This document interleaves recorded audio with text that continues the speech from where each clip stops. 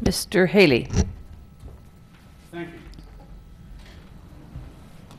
Thank you very much. After the meeting that we had, I think we called it a study session, and we, the council, sat here and we had citizens come for input, etc. A number of people mentioned to me that they had never seen the council of the city of Corona work so well together. Okay, I think all 5 of us worked very, very well coherently. Now, even tonight, we had votes, and a couple went 4-1, and we don't agree on everything. And quite frankly, Mr. Montanez and I disagreed earlier on that the setback plan, but he talked me into it.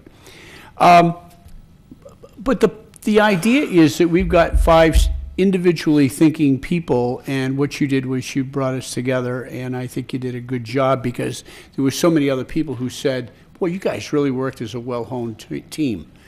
I do have a question.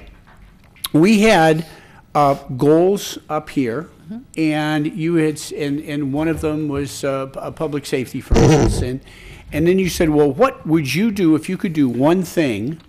What would you do? And my number one thing for public safety was bring back the fire truck, okay?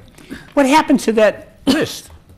What happened? Oh, good question. I'm more than happy to give you the full notes on that. In the course of the goals, though, that is when we talked about equipment that was needed. So right. Remember, on a goal, we kind of talked about this at the meeting, goals are not specific to a fire truck or to an action item. Goals are specific to an overall theme. So the overall theme, why would you need a fire truck? You'd need it for response times to increase safety and be able to make that happen. Right. So the idea here is that your fire chief would determine when it was right based on response times, what was needed, when that action item needs to be triggered, and where along in the process. So that's how that goes into it. But we did take all of the, every single one of those notes and put them down, and we have memorialized those. So I'd be more than happy to okay, because I received package. an 85-page packet, and believe it or not, I read the whole damn thing. And but I didn't see that part. I'm more than happy to include that in one of the appendixes, because we took photos of everything, and we also listed them all out. Super, I really, really wish you would. All right, couple of other things.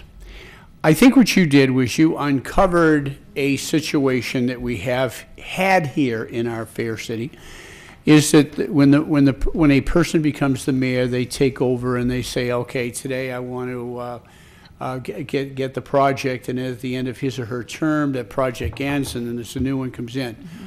I like that philosophy, and I'm not going to speak for my colleagues, maybe they can as well, but I really like that, to get focused in on something. However, what I want to make sure that the citizens all know that we've got some pretty lofty goals here, and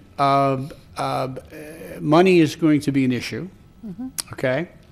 Something else, we want to revitalize the Corona Mall and 6th Street. I get that. The Corona Mall and 6th Street is owned by individual property owners. It is not owned by the city of Corona. And there were some people, somebody wrote in here, and as they said, take a bulldozer at Carl's Jr. and go to the 15 freeway. Well, that's an idea, but that is silly, because we can't do that, because this is individual property owners. And what I wish that we could convey to everyone in the city is that we're handcuffed by restraints of individuals, and we can only do what we can do. Darrell Talbert does a stellar job in economic development. He and Daniel, these guys are like wizards with what they do, but they can't do it all.